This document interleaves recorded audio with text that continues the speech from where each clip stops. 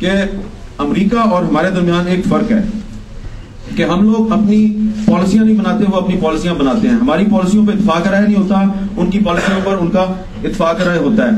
ہمارے ملک میں جب بھی جمہوریت جو ہے وہ ڈیریل ہوتی ہے تو امریکہ پہلے تو کہتا ہے جی بڑا غلط کام ہو گیا، اس کے بعد وہ ڈکٹیٹرز کو اپنے جو مقاصد ہیں اس کے لیے استعمال کرتا ہے. اور یہاں پہ جو کیری لوگر بل کی بات ہوئی، اس کیری لوگر بل پر بھی امریکہ کے ساتھ جو پاکستانی قوم کا ہمارا اور آپ کا بنیادی اختلاف رائے ہے وہ یہ ہے کہ امریکہ اس کیری لوگر بل کی آڑ میں پاکستان کا جو ایٹمی پروگرام ہے اس کو کیپ کرنا چاہتا ہے. اور یہ آج کی بات نہیں ہے، اس پر ابھی ہارورڈ یونیورسٹی میں جو کانفرنس تھی 3-4 دن پہلے، اس میں بھی کھل کر ان کے ساتھ بات ہوئی، ان کے کانگریس مین کے ساتھ، سینیٹرز کے ساتھ، کہ آپ آج سے نہیں بلکہ آپ 1976 سے ہم پر اس قسم کی شرائط لگانے کی کوشش کر رہے ہیں. 1976 میں آپ کو یاد ہوگا ایک سمنگٹن امینڈمنٹ آئی تھی. سمنگٹن امینڈمنٹ کے ذریعے بھی پاکستان کے ایٹمی پروگرام کے خلاف انہوں نے کچھ سینکشنز لگائی تھیں.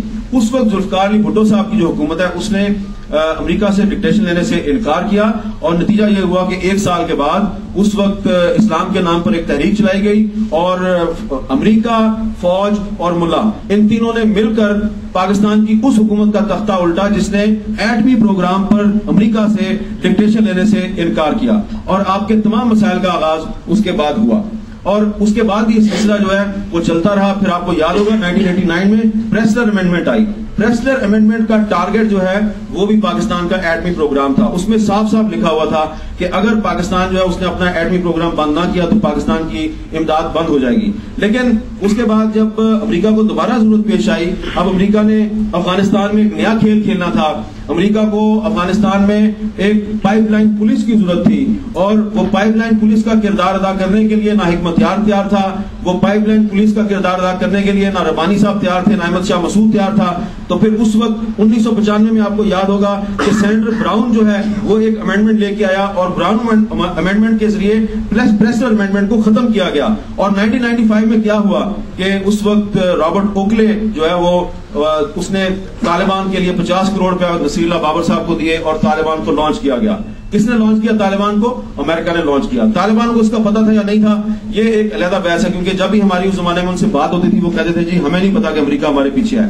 لیکن نصیر اللہ بابر صاحب ابھی تک زندہ ہیں، وہ آپ کو ان کو جا کے پوچھیں، وہ آپ کو بتائیں گے کہ رابرٹ اوکلے نے 50 کروڑ روپے دیا، اور امریکن آئل کمپنی یونوکول جو ہے وہ انہوں نے پاکستان کی اس وقت کی جو حکومت تھی، محترمہ بینظیر بھٹو وزیر اعظم تھی، رابرٹ اوکلے نے اور نصیر اللہ بابر نے طالبان کو ایز پائپ لائن پولیس وہاں پہ لانچ کیا. آج الزام لگاتے ہیں جی کہ پاکستان جو ہے وہ اس نے طالبان کو جنم دیا، پاکستان نے طالبان کو سپورٹ کیا. پاکستان نے طالبان کو سپورٹ کیا تھا امریکنز کے کہنے پہ، امریکن یونوکول کمپنی کے کہنے پہ. اور وہ جو اس وقت براؤن امینڈمنٹ لائی گئی تھی، براؤن امینڈمنٹ کا مقصد بھی یہ تھا کہ ایک خاص عرصے کے لیے ہم ان کو استعمال کریں، پاکستان کو، طالبان کو استعمال کریں. استعمال کرنے کے بعد جب ہمارا مقصد حل ہو جائے، افغانستان میں ہمارا اثر و نفوذ قائم ہو جائے، تو اس کے بعد پھر ہم دوبارہ ان کے ایٹمی پروگرام پر دوبارہ پابندیاں عائد کر دیں گے. لیکن پھر 9/11 ہو گیا، اور 9/11 کے بعد یہاں پر میرے ایک دوست نے ذکر کیا جناب کے خبریں آ رہی ہیں کہ سہالہ میں امریکہ نے اپنا ایک جو ہے وہ ایک خفیہ آلات نصب کر دیے، اور ناصر درانی صاحب کا بھی ذکر آیا. یہاں پر میں آپ کی تھوڑی انفارمیشن میں اضافہ کر دوں. یہ جو سہالہ کا علاقہ ہے، سہالہ پولیس ٹریننگ کیمپ، جو کوٹا سے صرف 20 کلومیٹر کے فاصلے پہ ہے اور اسلام آباد کی مین ہائی وے سے صرف 1 کلومیٹر کے فاصلے پہ ہے. یہاں پر امریکیوں کو اپنا ایک خفیہ مرکز بنانے کے لیے، ٹریننگ کیمپ بنانے کے لیے جو فیسلٹی دی گئی، جو زمین دی گئی، یہ دی گئی 2006 میں. میں آپ کے ساتھ بات کر رہا ہوں جو پاکستان کی حکومت پاکستان کی آفیشیل ڈاکومنٹ سے میں ثابت کر سکتا ہوں. 2006 میں ان کو یہ جگہ دی گئی. 2006 میں کون تھا پاکستان کا آل ان آل؟ پرویز مشرف. تو یہ پرویز مشرف صاحب جو ہیں انہوں نے یہ سہالہ پولیس ٹریننگ کالج کے ساتھ جو جگہ ہے یہ امریکیوں کو دی تھی 2006 میں. اب آپ نے ناصر درانی صاحب کا ذکر کیا جو ایک بڑے سینئر پولیس افسر ہیں. ناصر درانی صاحب جو ہیں ان سے امریکیوں نے اپنے طور پر رابطہ قائم کیا as commandant of the Sihala police training college, اور ان کو یہ کہا جی کہ آپ ہمیں آپ کے کالج کے پیچھے ایک بہت سی زمین ہے, یہ زمین آپ کی ملکیت ہے, آپ ہمیں یہ زمین دے دیں. انہوں نے کہا جی آپ گورنمنٹ آف پنجاب کو لکھیں. गवर्नमेंट ऑफ पंजाब को लेटर लिखा US ambassador Anne Mary Patterson ने। गवर्नमेंट ऑफ पंजाब ने उनको ये जवाब दिया, जो ये जवाब गया था पंजाब के आईजी पुलिस की तरफ से, और इसके साथ जो एक लीगल ओपिनियन गई थी वो लॉ डिपार्टमेंट की गई थी, और साथ में ओपिनियन गया था होम डिपार्टमेंट का। इन तीनों डिपार्टमेंट्स ने मिलकर यूएस एम्बेसी को ये जवाब दिया कि हम आपको सूबा पंजाब में कोई जमीन कोई जगह आपको नहीं दे सकते। तो जब ये उन्होंने जवाब दिया तो उसके बाद नासिर दुरानी साहब को एक यूएस डिप्लोमेट मिला और उसने उनको रिश्वत की पेशकश की। जब उन्होंने उसको रिश्वत की पेशकश की तो तब नासिर दुरानी साहब जो हैं उन्होंने जाके चीफ मिनिस्टर पंजाब को रिपोर्ट किया कि जनाब ये सूरत हाल है और मैं बड़ा परेशान हूं, और अमेरिकन जो हैं वो पहले प्रेशराइज कर रहे थे, अब उन्होंने मुझे ब्राइब करने की कोशिश किया, तो मैं क्या करूं। तो उस पर फिर उनको अमेरिकन को ये वार्न किया गया कि आप आइंदा से इसको ना किसी को ब्राइब करने की कोशिश करेंगे, ना आप किसी को प्रेशराइज करने की कोशिश करेंगे। लिहाजा उसके बाद फिर इंटररिस्क एक प्राइवेट सिक्योरिटी एजेंसी जो है उसके लिए ये सारा काम शुरू किया गया। तो गुजारिश मेरी जो है वो आप लोगों से ये है कि आप लोग पाकिस्तान के मुस्तकबिल के बारे में बहुत हमेशा परेशान रहते हैं, और ये अच्छी बात है कि आप मुहिब वतन पाकिस्तानी हैं, पाकिस्तान से आप हजारों मील दूर हैं, लेकिन आप ये भी देखें कि पाकिस्तान में हर किस्म के लोग हैं। जिस तरह लंदन में और वाशिंगटन में हर तरह के लोग हैं, अच्छे भी हैं और बुरे भी हैं, ठीक है। तो इसी तरह पाकिस्तान में भी अच्छे लोग भी हैं और बुरे लोग भी हैं। अब पाकिस्तान में एक परवेज मुशर्रफ साहब थे, उन्होंने सिहाला पुलिस ट्रेनिंग कॉलेज के साथ जमीन जो है वो अमरीकियों को अपना खुफिया मरकज बनाने के लिए दे दी, लेकिन उसके बाद जो हुकूमत आई उसमें नासिर दुरानी जैसा एक पुलिस अफसर भी था जिसने बिकने से इनकार कर दिया। तो इस वक्त पाकिस्तान की जो पार्लियामेंट है, पाकिस्तान की जो सिविल सोसाइटी है, मीडिया, पाकिस्तान की जो फौज है, उसमें पाकिस्तान की पुलिस में, पाकिस्तान की सिक्योरिटी फोर्सेस में जो अक्सरियत है, अक्सरियत नासिर दुरानियों की है, परवेज मुशर्रफों की नहीं है।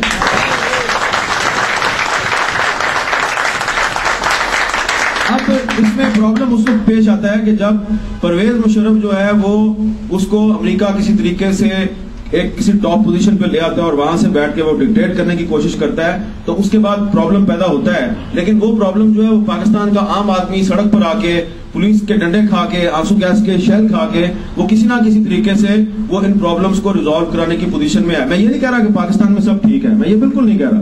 मैं सिर्फ आपकी खिदमत में ये गुजारिश कर रहा हूं कि yes there are problems in Pakistan. हम सुसाइड बॉम्बिंग्स का सामना कर रहे हैं। क्यों कर रहे हैं? इसलिए कि हम अपने एटॉमिक प्रोग्राम पे कंप्रोमाइज करने के लिए तैयार नहीं, और कुछ ताकतों ने अफगानिस्तान के रास्ते से पाकिस्तान में असला और वेपन्स जो है उसकी फंडिंग शुरू की हुई है। उन लोगों का असल मकसद ये है, वो लोग जो इस्लामाबाद में आके खुदकुश हमला करते हैं वो किसका काम कर रहे हैं? वो किसके एजेंडे को आगे बढ़ा रहे हैं? वो इस्लाम के एजेंडे को आगे नहीं बढ़ा रहे, बल्कि वो उन फोर्सेस के एजेंडे को आगे बढ़ा रहे हैं जो ये कहती हैं कि Pakistan is becoming an extremist country, the most dangerous place in the world. Pakistan के एटॉमिक और न्यूक्लियर एसेट्स जो हैं ये सेफ नहीं है, और देखा जी जीएचक्यू पे हमला हो गया, इसका मतलब यह है कि पाकिस्तान के न्यूक्लियर एसेट्स भी सेफ नहीं है, लिहाजा ये हमारी सेफ्टी में दे दो। तो इनडायरेक्टली ये तमाम लोग जो पाकिस्तान में इस तरह की टेररिस्ट एक्टिविटी करते हैं, ये उन्हीं लोगों के साथी हैं इनडायरेक्टली जिन्होंने हमेशा पाकिस्तान के न्यूक्लियर प्रोग्राम पर कंप्रोमाइज करने की कोशिश की, पाकिस्तान की जो कौमी सलामती है उसको दांव पे लगाने की कोशिश की। लेकिन आप ये भी देखें कि इन तमाम तर मसाइल के बावजूद जब हम पाकिस्तान में किसी भी पब्लिक प्लेस पर हम कहते हैं कि यू वांट एनआरओ और नॉट, लोग कहते हैं no more NRO, no to NRO. तो एक तरफ करप्शन हो रही है, बिल्कुल ठीक है, करप्शन हर जगह पे होती है। एक तरफ करप्शन की शिकायत मौजूद है। अब करप्शन करने वाले लोग कितने हैं? 100 में से 3 या 4 बंदे करप्ट हैं। लेकिन करप्शन से नफरत करने वाले, अमरीकी डिप्लोमेट्स की रिश्वत को ठुकराने वाले, अमरीकियों के सामने सीसा पलाई हुई दीवार बन के खड़े हो जाने वाले, कैरी लूगर बिल को मुस्तरद करने वाले, वो 97% है। उनकी तादाद 97% है। तो सिर्फ आप 3% को ना देखें कि 3% करप्ट अफराद जो हैं वो पाकिस्तान को रिप्रेजेंट करते हैं। आप सिर्फ उन 3%, 2% को ना देखें जो कि ट्राइबल एरिया के हालात की वजह से वहां जो एक सिचुएशन क्रिएट हो गया, तो उसमें वो उसका रिवेंज लेने के लिए वो इस्लामाबाद में, लाहौर में जाके टेररिस्ट एक्टिविटी करते हैं। وہ 3% پورے پاکستان کی ریپرزنٹیشن نہیں کرتے.